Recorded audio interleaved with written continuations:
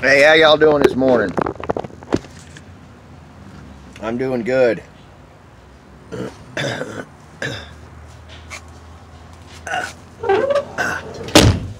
Thought I'd shoot the video in here away from all the dogs getting in my way, but look, I'm tickled pink. The best way I can describe this experience that I've had with all y'all on here is I feel like I'm around a crowd of people that are right next to me, even though y'all are far away. Y'all are so close to me. It's unreal. It's a mind-blowing experience. And I'll repeat that. It's a mind-blowing experience that somebody that doesn't know myself, somebody that doesn't know hardly anything about motors at all. Chevys are real easy to figure out. They're just easy. I've worked on a couple of Chevys in my time and got through it just fine. But these motors, these Ford motors, they're quite a different. They're quite a different, kind of like a different animal in my experience. From a cat and a dog, they're both animals, but you know they're different with the way they're put together. And I wanted to take the time personally to thank everybody, and I got them saved on my wife's phone. I'm gonna read the comments on my wife's phone so I don't leave anybody out. Bear with me here.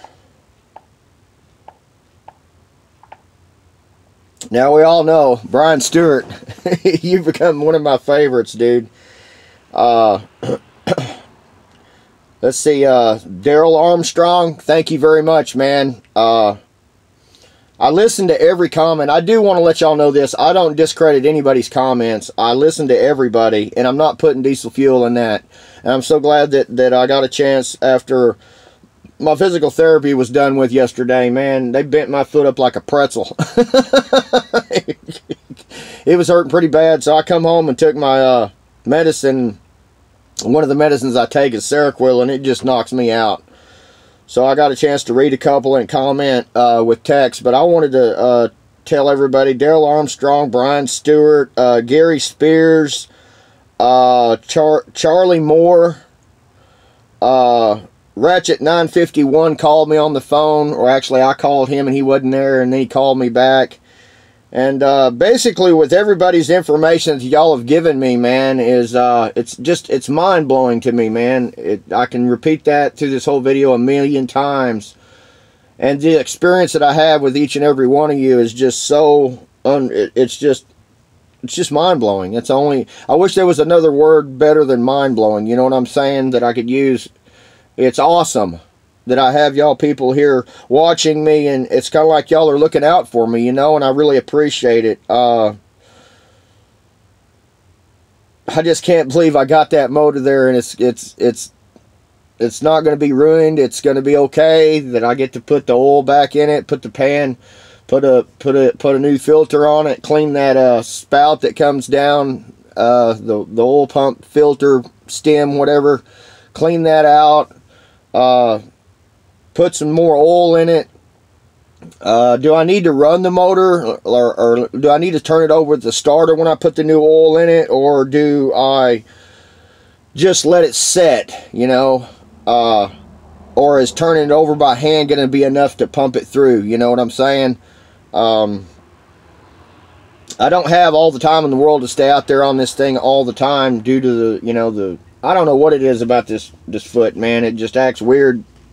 Sometimes I see clouds and it starts hurting. But thank you very much, y'all. I appreciate it. I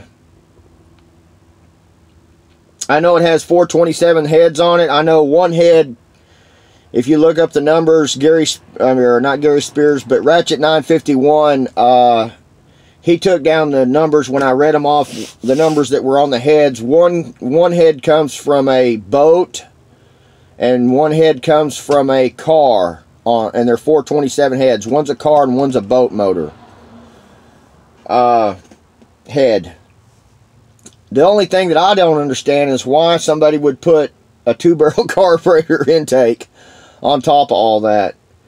I mean, I want to put a 4-barrel on it.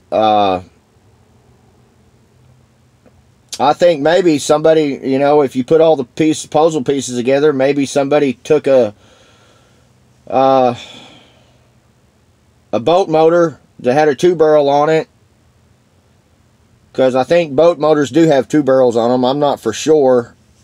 I don't know. Let's not try to figure that part out. All I know is that I got, oh yeah, and the crank is cross drilled. I noticed that. I did notice that whenever we were turning it, when we were hand turning it over, I noticed there the crank was cross drilled in there, and I want to keep looking, man. It makes me want to take the whole thing apart, but I have a feeling I am going to want to pull them heads off sooner or later.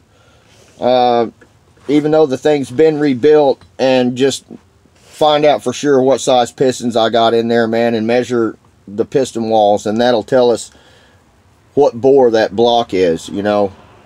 That's what I'm thinking about doing, because if I have to take the intake off, I might as well pull the heads off. You know what I'm saying? Just one of them things. That would be the smart thing to do, I think. I don't know. Y'all can fill me in on that with comments. And I'll get off here and close it down and say goodbye for now, man. But thank y'all very much, man. Together as a team, y'all helped me learn. You know, I learned something out of all this. I just didn't sit here and listen for nothing. You know, I actually learned a lot of things. I learned there's a lot of different things. Y'all opened my mind, you know, to where, and it wasn't frustrating, you know what I'm saying? It was frustrating at first, you know, and that should have been the first thing I should have done, is just pull the oil pan off and look at the crank, and then that way I would have been able to find out this a lot sooner, and we wouldn't have went through all this. But thank y'all for not leaving.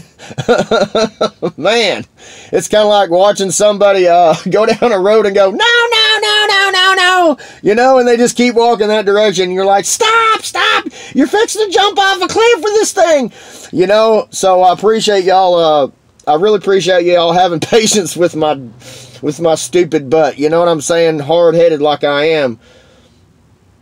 But anyway, I'll see y'all later, and thank you everybody once again, and till next time, I'll see y'all later, man. And thank y'all, man. I feel so much joy inside right now. I feel so my mood is not down and depressed right now. My mood is so happy. I'm content to the fullest, man.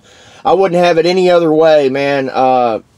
It just blows my mind that all these years that I've wasted a lot of my life on crap, and everybody knows my history, and I just can't believe that I've wasted all my years doing wrong things in my life, and living through addiction, that if I would have only stopped and smelled the flowers and got interested in some of these things, like old cars and classic cars and stuff, instead of feeding my addiction, I feed my classic car addiction now. That's my new addiction, is classic cars, my truck, my LTD. I just can't wait to get this thing together now. Now that I know what that motor is, I just can't wait to get it in there and hear this thing run. It's going to take a little while, because I'm going to wait until it gets warm outside, and I can, you know, prepare this driveway here, because it's a rock dirt driveway, and having a motor hoist cherry picker with the wheels and everything, I don't know what's going to go on. We'll have to figure that out. But yeah, I'm definitely got this burning sensation inside me to try to get this thing together. It's like an addiction now. I found a new addiction. I think now I know why Ford people are so addicted to Fords, is because it's just not simple. It's something you got to really put your brain power to. For me, anyway, that's the way I look at it. Anyway, I'll see y'all later. Till next time, Limster out, okay? Y'all, thanks again, y'all. Thanks one more time, man. Thank you very much. Bye-bye.